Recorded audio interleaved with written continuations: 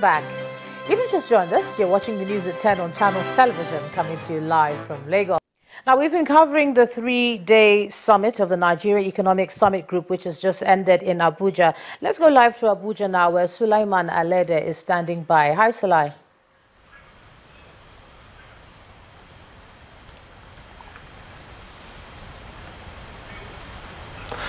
Many thanks, Ijoma. The three-day summit has finally ended here in the nation's capital, Abuja, and key recommendations have been made by experts as well as industrialists and on how to grow the nation's economy.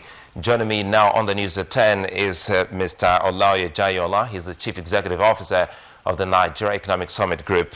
Good to have you join us on the news at 10. Thank you, Sulaiman. It's been some hectic moment in the past 3 days, and if you look at it, some key recommendations have been made from the summit. What would be those key ones that you think that Nigerians as well as even the government would love to hear about? First and foremost is to realize the fact that Nigeria is not a small nation, and we are in a community of nations. And for us to belong and for us to be reckoned with, we have to be globally competitive. And everywhere we have a basis for assessing how a nation can be competitive. And we're saying, therefore, that as a nation, we need to take those parameters very seriously. And for those that were there, the case study of Georgia was very, very intriguing, and we have lessons to learn. So let's look at those parameters. Secondly, we looked very clearly about how to make our growth inclusive, and part of it is about how to create jobs, and we actually talked extensively about job creations and what need to be done. But more importantly, we reminded ourselves that though our situation as a nation might be then a bit challenging now, that unless we take make some tough decisions and then begin to address them very quickly, we may not be able to toil the time. Might be much more difficult. That the longer we tarry, the more difficult it is to do those things that we need to do as a nation. So those were part of the things that we concluded as a nation, that look, there are proper ways for doing things, and we need to ensure that we always do them very, very well. Talking about proper ways of doing things, one other matter that stood out in this particular summit was the talk about the fight against corruption, which you just highlighted the Georgian experience. So we had the former Georgian president, Mikhail Saakashvili. He was here. What are those examples that you would want to call the Georgian experience that you think that Nigeria can learn from? One of the things they talk about is they talk about how they dealt with bureaucracy and its implication for doing business. Now, they talk about the multiplicities of tariffs and processes that people have to go through.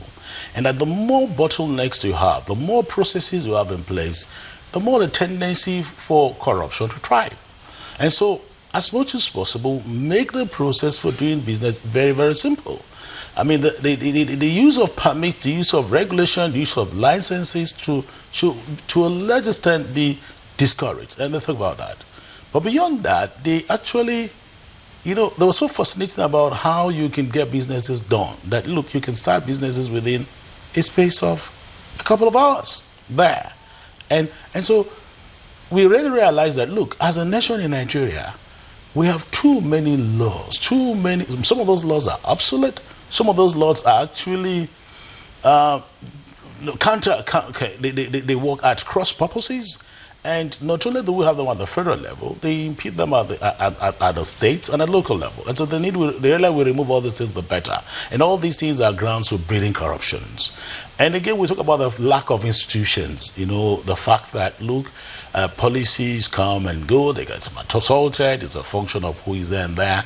And that even when we have institutions at law, they're not independent.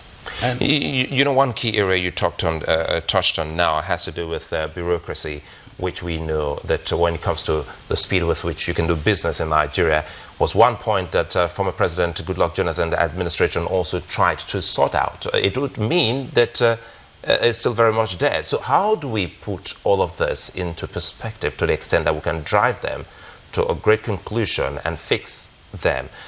This has to come when we talk about implementation. Recommendations are there. How can we kickstart implementation? You know, I mean, there was a particular phrase that was very, very common during the summit. The fact that, look, the current administration came on the platform of change. And there was some tremendous goodwill from the people about change. And we all said, look, this is time to do it.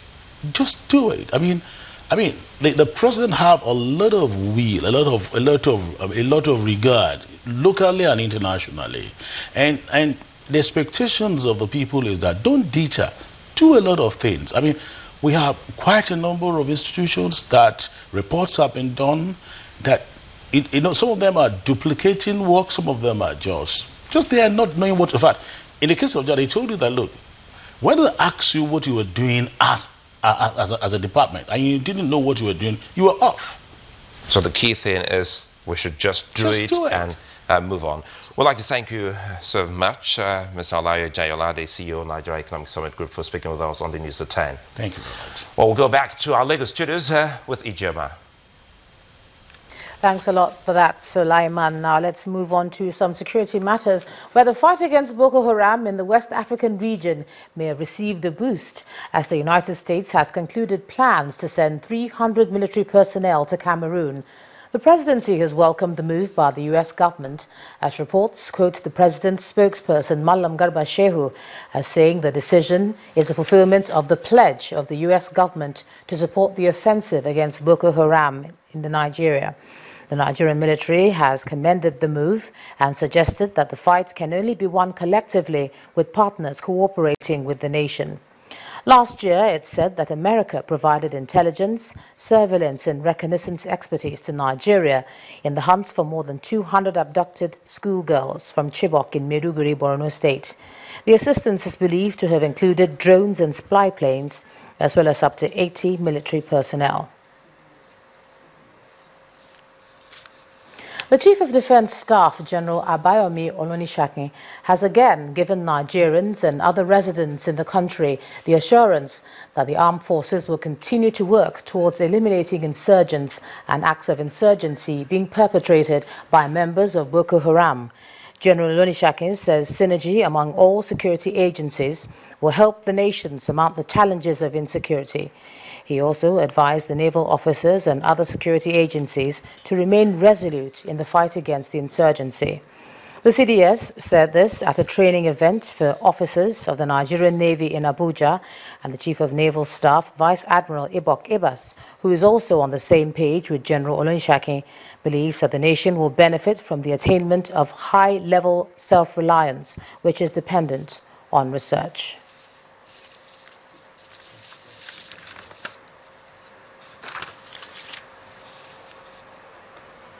Now, one of those who had direct dealings with the late Premier of the Old Western Region, Chief Obafemi Awolowo, is the former head of state, General Yakubu Gowon.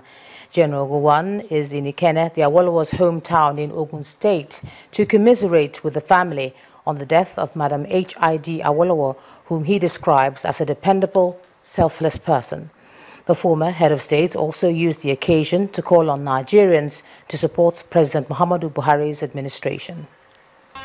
Ikenne town in Ogun State continues to witness scores of visitors paying respect to the Awolowo family over the death of Chief Mrs. HID Awolowo, the latest being former head of state General Yakubu Gowon. For giving your time. To see you again. Thank you. With him are members of the Awolowo Foundation being received by members of the family. Delegation is comprised of General Gowon takes time out to share some fond memories he had of her and the family. As we can see, she had been exceptionally good in everything that she did. She was with Papa throughout his political period. She was there in thick and thin, in good and bad times, and certainly her advice, her love and care made sure that the family Papa was able to do what he needed to do. She was a wonderful woman. Done with the visit, the former head of state encourages Nigerians to be patient with President Muhammadu Buhari in order for him to succeed. Whenever any government comes in, give them time to be able to really put things right. And Nigeria is not an easy place, to govern. I can assure you there are problems, there are as many problems as there are Nigerians in the world, and everybody wants to do things in a particular way, in his own way, and probably for his own interests. And you think of that now. How are you going to get all that put together and put things right? I think we've got to be patient, and then we've got to cooperate with the government to do the right thing. Now, always never be tired in telling the government what needed to be done in order to improve things. Yes, that is the reason why I can assure you I doff my hat to Nigerian press, because my goodness. But sometimes if you go by Nigerian press, if you haven't got a strong heart, you might have a heart attack. And yes, but don't be afraid of speaking the truth. But whatever you do, it must be for the good and in the interest of the country, not selfish interests.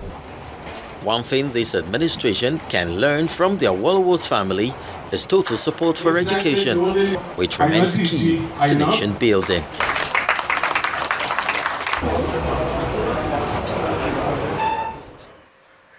When the news at 10 returns, the Niger Delta Development Commission partners security agencies to protect its projects in the region. Do join us again.